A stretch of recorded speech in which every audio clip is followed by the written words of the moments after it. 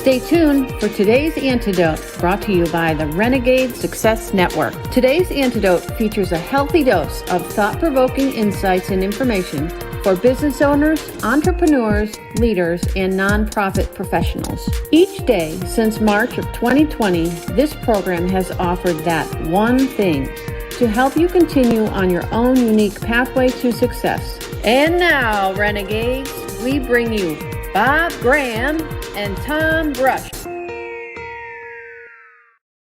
Good morning, Tom. It's Friday. Friday morning. Yes, indeed. It's been a fun week. Yes, it has. It's been a great week. All week we've been talking about decisions. So welcome, everyone. As you said, that's Bob. I'm Tom. This is today's Antidote, our daily broadcast where we try to provide you with that one thing. You know, we have a discussion about a topic, and then we provide you with one thing that'll hopefully help you when you have challenges with that topic, either today or in the future. And we hope that as we're sharing our conversation, that you provide your thoughts in the comments. It always adds to what we do. And at the end, please feel free to share your one thing. My one thing is that Bob has disappeared for the moment, so hopefully we'll get him back. And in the meantime, I'll just keep talking. So yes, share your one thing at the end, because what we do know is that while what Bob and I will provide is helpful, it is also beneficial to hear what others think, because what you offer will provide value to others. So while Bob is trying to get his camera back, I will go on and talk a little bit about, we have a couple upcoming events in April that we want to make sure that you are aware of. They are posted in the Ring of Renegades Facebook group, and they have event pages. So here is what's coming up next Tuesday at 8:30 a.m. Eastern Time. We will have our first Renegade Roundup networking event of the month. And then again, we'll have another one on Thursday, April 22nd at 4 p.m. Eastern Time. So you'll be able to catch either one of those. There are event pages, so please sign up. And we look forward to see you then. And then every Wednesday, we have our check-in and check-up. So as you get a chance to just see how your week is going, maybe you have a question to ask, maybe you have something you want to share, maybe you just need to get away so that you can refocus and take care of the rest of the week. Either way, we hope that you will join us Wednesdays. Again, inside of Facebook, there are event pages for all of those as well. So we hope that we will see you then. Welcome back, Bob. Hey, Tom. How you been? It was great, you know. It was actually, if it was going to happen, that was a decent time. You did a beautiful job. It didn't even seem like it happened. You know, it's funny to me, and I'm trying not to say that phrase, and I keep saying that every morning. It's really starting to drive me crazy. But I watched one of our first episodes the other day because it came up in my Facebook feed. Yeah. And we had the start. If you remember the first time, it's like, are we live now? Can anyone see this? So we've come a long way. Come an awful long way from, I think I watched one of them once and it was like just rolling. And we were sitting here like trying to figure it out. So yes, we are in a different space. Made a lot of decisions in the last year. We have made a lot of decisions, and we had a long conversation, or not long, but we've had a conversation all week about making decisions. Monday, we talked about how do you consider them? What are the processes you go through? And then actually making them. And what are the steps you take? Who are the people that you bring in to help you make the best decision you can, given the information you have at the time? Then on Wednesday, we talked about living with them. And, you know, we talked a little bit about living with some decisions that weren't as successful as you hoped and those that were. And maybe trying to understand how all decisions might be beneficial. And then yesterday, our discussion was about evaluating them and how we make sure that we take the time, not only immediately, but then down in the future, to have a conversation to consider what are the results and what are the other things that we can learn that are as important as results from every decision that we make. So there's a quick rundown of the week. That was good. Wow. So as you think about that, Bob, talk a little bit about your thoughts, kind of wrapping up our week's discussion of decisions. Well, I'm going to add a new variable. And this came to me because I was talking to someone yesterday, and they said to me, I never have hard decisions to make. I only make easy decisions. I haven't had a hard decision in like 5 years. And I was like, oh, how's your business doing? Not really well. And I said, oh, okay. Well, tell me about that. And he was sharing with me some information about his business. And basically, he had punted on all the hard decisions. And it's like, well, you saw, so when coronavirus came, he just stopped going out and soliciting business. He kind of said, I'll wait it out. And then 1 month led to 2 months, then 3 months and 4 months. And there were other decisions he could have made. He said, yes, someone offered to invest money to help me, a family member. And I decided that I didn't want to do that because I just, then you owe money and all that stuff. And I said to him, like, well, wouldn't the hard decision have been to do it and deal with the implications of that you owe someone else money? He's like, well, no, I never had that decision. And I think that's something that we have to recognize, the whole idea that we're all making decisions all the time. And we're always evaluating our decisions. Or more importantly, our customer is always evaluating our decisions. Even if you don't evaluate your decision, if you decide, Tom, that you're only going to speak for $20,000 or more, your customer is going to evaluate that decision very simply and say, yeah, Tom, you're not Barack Obama, you're not Hillary Clinton, you're not Joel Osteen, you're not getting $20,000. You want to do it for $3,000? We'll talk to you. So I think we're constantly being evaluated on our decisions by our customers. And I think often if we took the time to ask our customer about those decisions, hey, what do you think? I'm thinking of raising my rates, or I'm thinking of changing this thing, or we're thinking of being closed on Thursdays.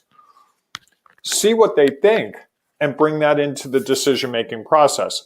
We talked all week, but we didn't talk about it with respect to customers at all.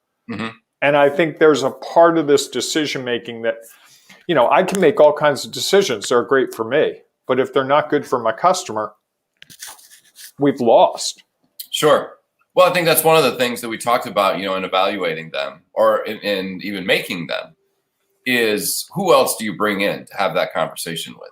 That's one of the things that an outside person can bring to the topic is that, as the business owner, team leader, whatever, you can make decisions and you can make them differently, maybe with further information. It's like if you manage a team or lead a team, sometimes it's helpful to ask them about those things. Understand, like, what is it that they are looking for? So often, sometimes that's the most effective part of decision making is better understanding, not what do you think, and while that matters, and what do the people who are being impacted by your decisions think, and how can that maybe have future influences over the decisions that you make. It often makes decisions easier.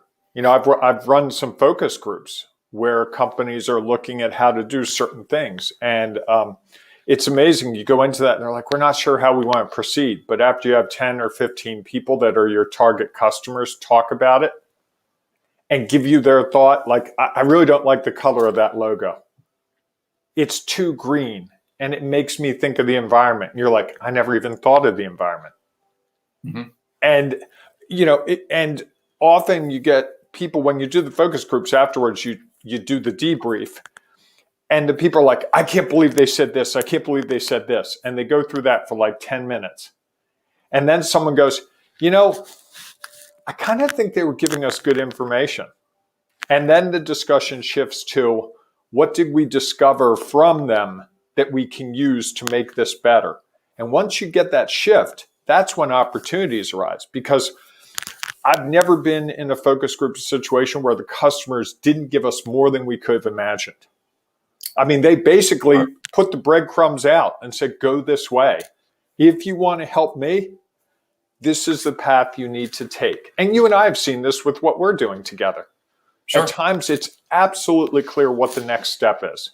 Not always, but I think sometimes it's not clear to us what the decision should be or even what we're deciding until we really step back from all of our own issues around it. Like, I've worked so hard at this for, the last 10 years. Like, some months ago, we talked about my business and I have 2 brands and I was going to get rid of one of the brands. Haven't done it yet. It's been around for almost 11 years. I'm really struggling with letting go of that brand. And the interesting thing to me is no one gives a damn. No Well, one ever says, Bob, which company are you using right now? They just say, how do you want us to pay you? right. Here's the invoice. Sorry, I think you have some background noise. There's a guy doing yard work next door. Okay. That's all right. I don't Yeah. mind. Well, it's interesting. I'm working on a strategic plan for an organization right now, and so many of the opportunities that they have to consider are will come from ideas that they got from their customers, from their supporters, from the people who have visited their museum. I mean, it provides just a different perspective of what do people see, and here are things that you might want to consider. Now, ultimately, the organization has to make the choice that that's the direction they want to go. You know, people always talk about the customer's always right, and I'm not sure that's the case. That one customer might be what's real for them. Doesn't mean that that's the direction you want the organization to go in. You know, that's just a decision that you have to make. But if you have that information, and if you hear it loudly and clearly enough from a number of different people, that might be something that you want to consider even more. Or if you hear nothing. True. Like only one person has really had a horse in the race about my brand. And that's someone who worked with me with that brand, Tim, who looks at those days very fondly. Sure. And with good reason. I'm not minimizing that. I think that's great. That's beautiful.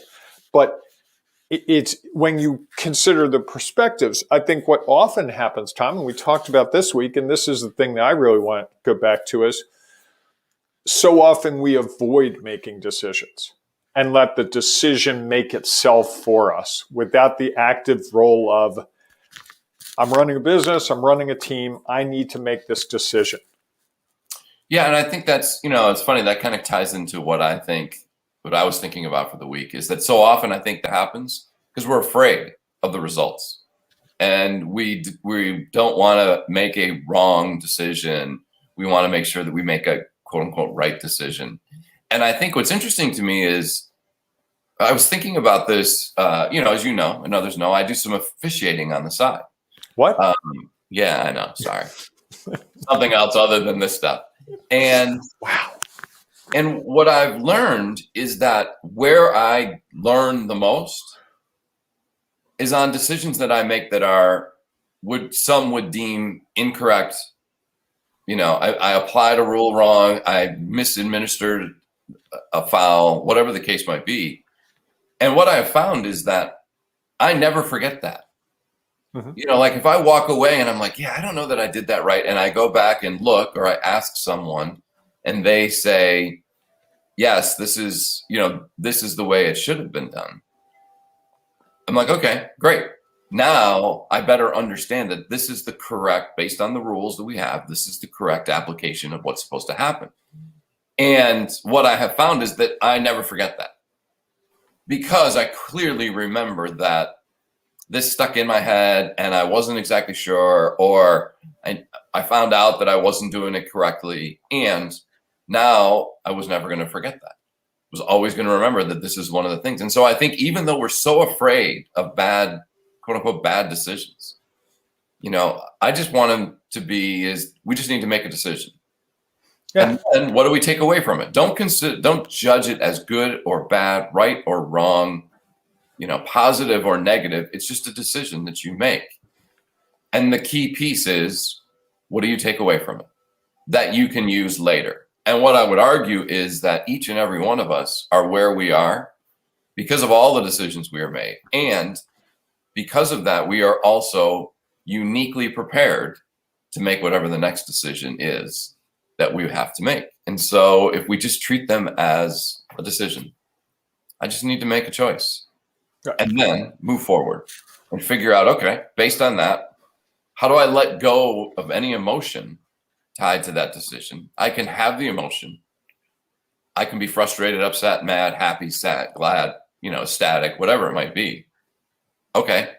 And then move on and say, what did I learn from it? And how can this help me as I make future decisions down the road? As you were saying that, Tom, I was thinking about how when you call it a decision, it sounds very important. But when you said make a choice, we make choices all the time. You know, am I going to have waffles or cereal? Am I going to drink decaffeinated or caffeinated coffee? Am I going to work till 5 o'clock or work till 3 o'clock? People make those decisions all the time. We make choices all the time, and we learn from them. I think the word decision might be, this is a decision. And suddenly, you know, now it's a spotlight moment, and everyone's like, what's he going to do? What's he going to do? Oh, this is big. And I think TV's helped us to see that as, you know, when you look at The Bachelor or you look at Survivor, and they make these decisions that change the whole course of their activity. But to me, when you think of a choice, it's like, okay, I choose to do this with you at 8 o'clock every morning.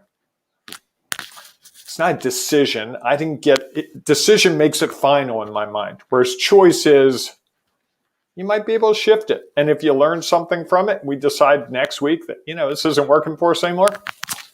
We made another choice. We're out.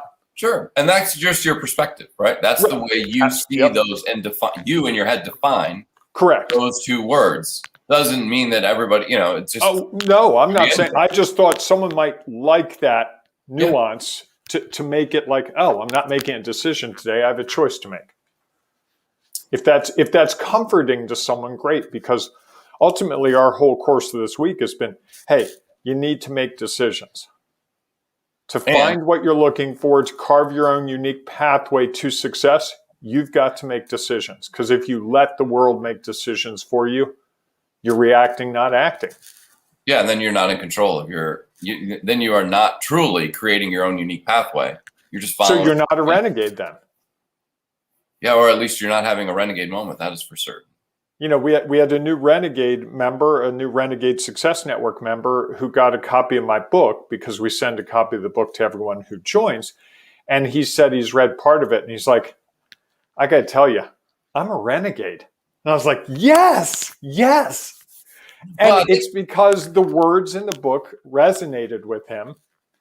And it was like one of the greatest moments for me. I've written millions of words, but it was one of the greatest moments for me to think that I wrote something that helped this guy figure out something that empowers him. Sure. I mean, I think that's the piece of it. And I think it's in each and every one of us. And I think that there are more people who are, as we would define, renegades than might think about it. They just don't always think about it in those terms, or they do a lot of this. They just haven't put a name to it. You know, they haven't defined it as something. It's just kind of the way that they are. And so I think that's the beauty of your book. And I think the message we're trying to send is that sometimes people just need to be able to say, hey, you know what? This is the way I am. This is what is defining me as a person, which I think by understanding that allows you then, now what's real for you is different and will likely impact how you make decisions. You know, I go back to the Go-Giver. And for a long time, once I read that book, I decided that that was how I was going to define myself, which then meant, because I had that and I had that as an ending point, a lot of the decisions I ended up making were easier to make because I just was like, it's all based on, am I moving towards this direction that I want to go? Similar to now, as I consider myself to be a renegade, that makes it easier for me to sit down and say, okay, what are the decisions that I'm going to make? It's not as much about like the decision in the moment, because I know this is where I want to be. This is the way I want to show up. And if I'm going to do that, the decision is fairly straightforward. And again, it doesn't become a big, as you said, decision. It's a little bit more of, if this is the way I want to be, this is the choice that I should make to help me get to where I want to be. Let me get some comments in. We've got some from John. Good morning, John. Another John. Oh, hi, guys. Looks like we are attracting all the Johns this morning. Wally says, morning, gents. Removing emotion to the extent one can is a key to making the best decisions possible. Being mindful and present is a great way to keep emotion from creeping in and negatively impacting the decision. That is sheer brilliance. Yeah, I love it. And I think it's also not only on making the decisions, but understanding the results of the decisions, right? It's great And as you know, we talk about it. If you make a decision that you get great results for, celebrate that. Sometimes you just need to celebrate the fact that you made the decision. You took the action to do that. And that may be enough. Because if you let other emotions get in, whether, again, you celebrate for too long or you are down in the dumps because the decision that didn't go the way you wanted, it's going to be a lot harder for you to learn from it, to figure out, like, what did I gain? What is the next step because of it? And I think, emotion can be great as long as we understand that at some point the emotion needs to go away and we need to just base on what more information do I need to make the decision? Or on the other side, okay, now that I had the emotion, what have I learned from this decision that we've made and the results that may have come from it? Thanks, I want to show you another comment from Wally. Great stuff as always. Thank you, Wally. That means a lot. You made my day with that comment. That's deeply touching to me, and I know it is to Tom as well. So, Tom, what's your one thing? Oh, you know what? I'm going to go with Wally's thing because I think it ties into what I was thinking about initially is, don't think about things as good or bad, the decisions that you make. Understand that, appreciate it, do whatever you need to do with that emotion, and then move forward to what I feel is the important part of decisions we make. What do we learn from it? What are we able to now use that's going to influence our knowledge, experience, and perspective so that when we need to make another decision, we can call upon that to help us move forward to make the next decision, which ultimately all of those little decisions are going to help us get to where we want to be. I like that. I'm going to focus on 4 words that Wally wrote: being mindful and present, because I think sometimes I make decisions without being mindful and present. And present being, hey, I got to make this decision. I got to make this choice. Let me think it through, not while I'm on the phone with someone else or checking my Facebook or someone's talking in my ear, but really, this is something I need to decide. Let me think about it and then move to the next thing. I can't tell you how many times I've sent an email to someone and then 10 minutes later, it's like, oh, I forgot to check that. Like I sent an email to a group yesterday that I lead, and it said that we have a meeting this coming Wednesday, but it's really the following Wednesday because I didn't check the calendar. I made a decision based on Bob information, not real information. And I looked silly. Not a huge thing, not a career ender, but certainly one of those things like, had I been mindful, had I been present, not doing that while I was on a phone call, I might have made a better choice. Yeah. And what did you learn from it? I learned do one thing at a time. There you go. That's the most important. And check the calendar. Don't assume.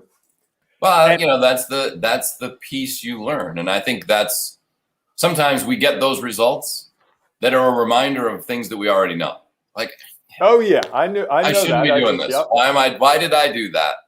I need to, this was like the sort of wake up call to be like, hello. Yeah. Don't forget the basics and make sure that you do those things first. I want to put one other comment from Wally, since he's been so kind to write all those words. Best to look at decision making like dropping a pebble in the water. We should always look at the farthest Super Bowl just to see what that impact of that decision will be. I think he means the end part of it. Okay. Look at the end. So for a football team, not the first practice, but the Super Bowl, if it got it. Well, and that the first practice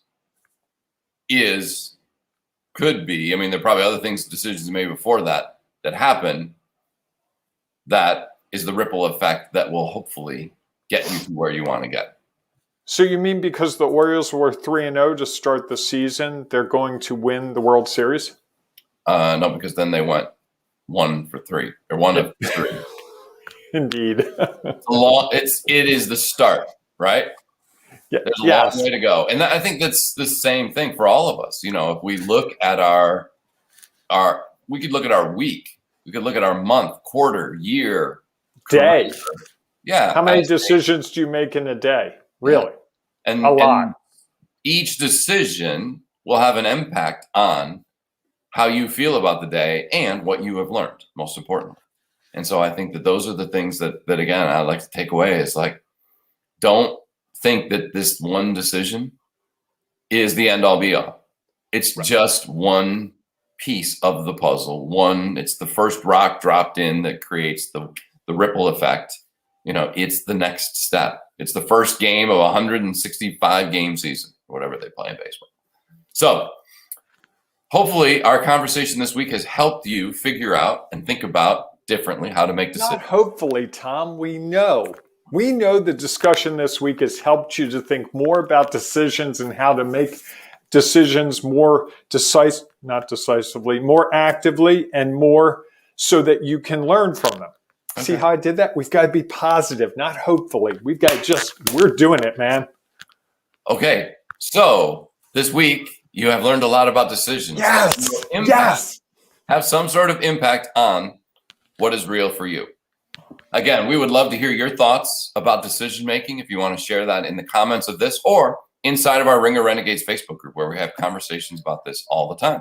If you would like to be a part of it, if you're not already, please just go to Facebook and search for Ring of Renegades, and you can join our growing community. It is a private group because we want to create the space for people to have conversations about this and not worry about feeling silly that they are asking about, I haven't figured out how best to make decisions. I just react to the emotional piece. I just judge what my results are immediately. And I never even considered going back to judging the results of those decisions a week later, 2 months later, 6 months later, 3 years later. And I think those are important things to do because we will start to better understand and appreciate the one little thing, the drop that we had, the conversation that we had on March, whatever it was, 13 of 2020, and the ripple that one decision made, that one conversation led to. Sometimes I think that's vital for us to go back and remember that. So please feel free to join us inside the Ring of Renegades. We hope that you will have a great day and a great weekend. And we will be back here Monday morning, 8 a.m. Eastern time for our next edition of today's Antidote. And if you are someone who is struggling to figure out how to make decisions or are really spending all your time judging the decisions that you have made and not being able to understand what is the impact, what have you learned, what has influenced what's real for you, or you don't know how to evaluate them and you can't figure out how to schedule that into your time, the Renegade Success Network might be the place for you. And so here, as we close, is some information about the Renegade Success Network. And if you have any questions, please feel free to reach out to Bob or I. Have a great weekend. Do you feel like there's always way too much to do?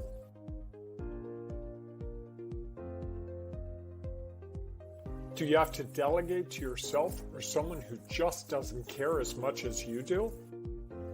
Do you feel each day like you're getting buried deeper and deeper? Customers call or they send you emails asking you to do things for them and you can't get anything done on your list.